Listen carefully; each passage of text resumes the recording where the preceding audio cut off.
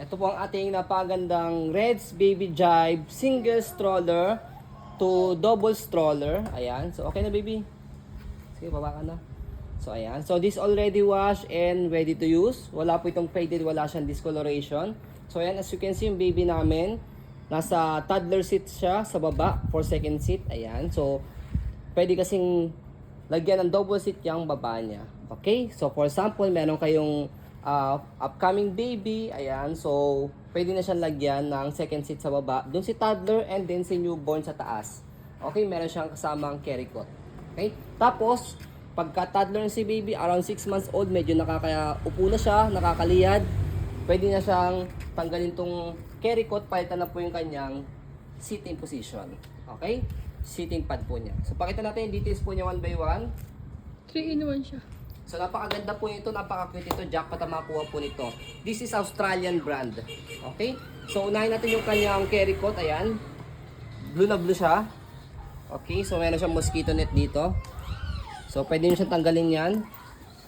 Okay? Tapos, i-roll nyo lang po ito. Yan. Tapos, pwede nyo siyang ipasok sa loob. Okay? So, papasok nyo lang siya rito sa loob. Ayan. Tapos, meron ditong butones. Okay? So, ito yung pinakaloob niya. So, very comfortable si baby dito dahil makapal yung foam niya. Okay? Saka, easy to wash po nito. Ito na tatanggalin po ninyo para i-wash. Okay? Ayan. Pero na-wash na namin yan ha. Kaya gagamitin nyo na lang po yan. Okay? So, yan siya. Leather. Tanggalin mo dali. Okay? So, kapag tinanggal siya, dito lang. Tama ba ito? Ito. Dalawa. Dito. Sa handle. Press nyo po siyang dalawa. Tapos angat. Yan. Okay? Lagay mo siya. And then, ito yung kanyang Adapter. adapter. Okay? So, kasama na yung adapter na yan. Pwede rin pala yan. Sige, pwede lagay mo daddy yung ano. Sige. Parang mas mataas. Okay. Next natin, ayan. So, pwede rin tanggalin pusa to ha. Ito. Sa adapter niya. Pero mas maganda mag-ganito daddy kasi mas mataas. Para hindi masukol sa ulo. Yes. Ayan. Ayan, pwede pala eh. Okay, para mas mataas po siya. Okay, tatanggalin niyo yung maliit na lang yan para sa bassinet. Okay, so yan naman po kapag parehas na pong toddler si baby kapag 6 months old, dito siya. Para medyo natitit siya, medyo nahiga pa siyang ganyan. Ayan. Pwede rin reverse yan. Okay. Tapos kapag naman po si toddler yun na po, yung pangalan yun na po, dito naman po siya sa likod. As you can see, yung baby namin kanina, 4 years old, 14 kg, kayang-kaya dito sa baba, second seat. Okay? So, pakita muna natin yung kanyang canopy. Ayan. So, magnetic na po yan. Ito yung kanyang peekaboo. So, ayan na, full canopy siya, na-extend siya. As you can see, meron siya zipper dito, sa side. Nawala lang. Ayan, nawala lang yung pinaka gento niya. So, pwede nyo kunin to, lagay nyo rito. Hindi naman yung big deal. Okay? So, next natin, ayan. So, by the way, pwede nyo pa i-open dito sa gilid. Para meron siyang hangin. Ayan. May airway siya rito. Napakarami niyang specs. Okay? So, next natin, ito yung kanyang sitting position. So, may extra pad na po yan. Para ito na lang po itatanggalin po ninyo kapag nadumihan po siya. Hindi na may pinaka stroller pad yung lalaba po ninyo. Pero winash na po namin lahat yan ha. Okay? Kompleto po yan sa belt lock po niya. Ayan. Wala po yung putol. Press nyo lang po yung nasa gitna. Octopus style siya. So, shoot yung ganyan and then pull down siya. Makiklik naman siya. Shoot, tapos pull down niya siyang ganyan. Ayan. Okay. So, next natin, ito yung kanyang front handle. So, press nyo lang po dito sa ilalim. Tapos, atake nyo lang po siya. Paangat. Kapag lalagay, tatanggalin si baby. Okay. So, meron siya maliit na tear dito. Hindi naman big deal yan. Okay. Nare-reverse ba to? So, try natin siya kung nare-reverse. Okay. Okay. Kasi first time namin magkaroon ng ganitong stock. Try lang natin ha.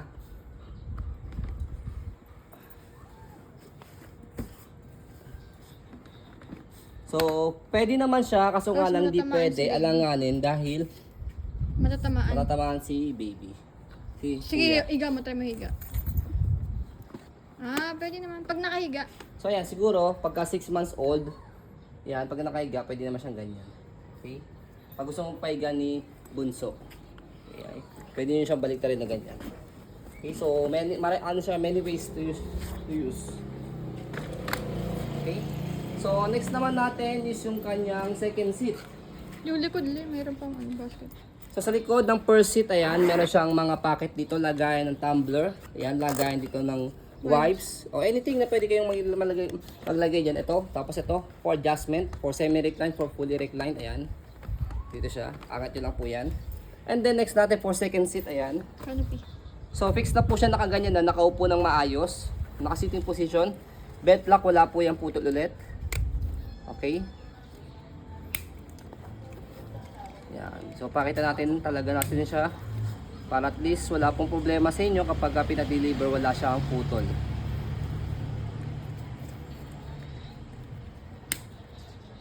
Okay, ayan. And then next naman natin, ito yung kanyang canopy. Ayan, peekaboo magnetic. Ayan. And then next natin, kapag tinatanggal siya dito lang din sa side, slide nyo lang po yan. Slide, papasok, tapos bubuhatin nyo siya. Okay, so ito yung kanyang basket. Sa basket ay meron siya mga pocket. Okay, so yan muna siya pagka single stroller, pagka papalabas pa lang yung inyong newborn. Okay, so yan siya. Okay, so ayan. Body free. Sige, tatanggalin ko muna to para sa pag-fold. Body frame. So yan yung kanyang body frame, aluminum na po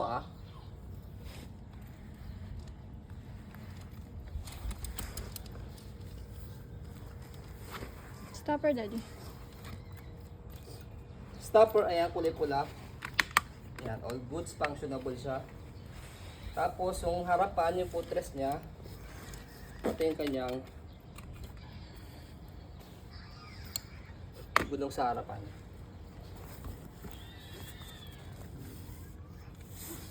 Kabila.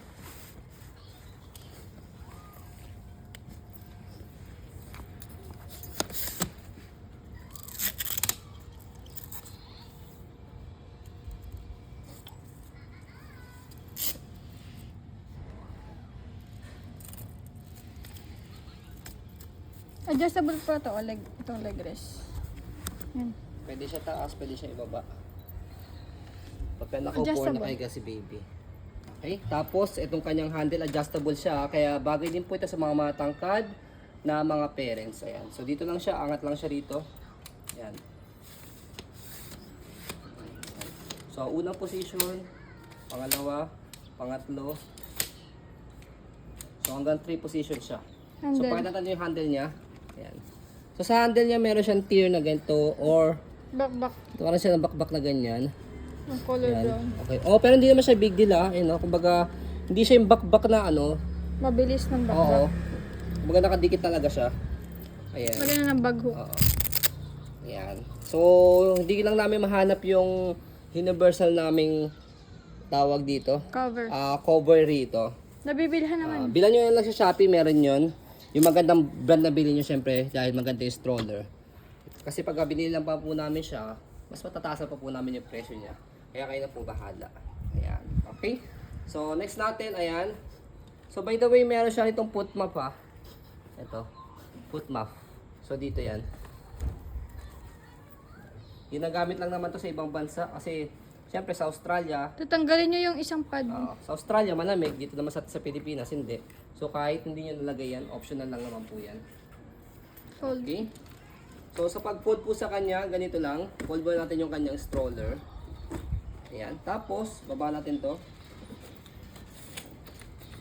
And then, sa pinaka baba niya, ayan.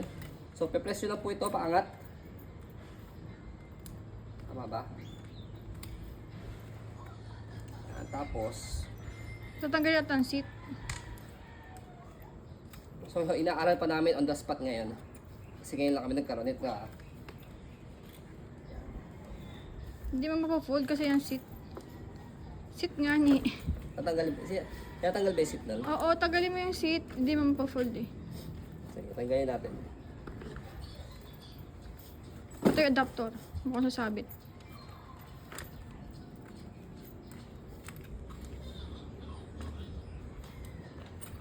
Okay, so fold siya paharap.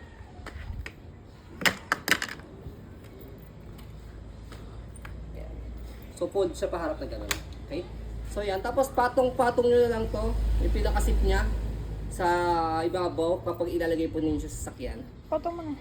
Tapos, kapag naman po inopen siya, madali lang din naman siya, tatanggalin nyo lang sa lock dito sa gilid. Yan. Tapos bubukan nyo lang siyang ganyan. And then, saka nyo na salpak yung mga seat niya. Okay, hindi naman masyado siyang hassle. Okay? Lalo na kapag nakabisado nyo na po siyang ilagay. Okay? So, ganun talaga kapag dalawa yung anak, siyempre, may dagdag effort tayo para sa paglagay ng mga strollers. Lalo na kapag kapang kambal. Okay? Or pag dalawa yung babies. So, ayan po.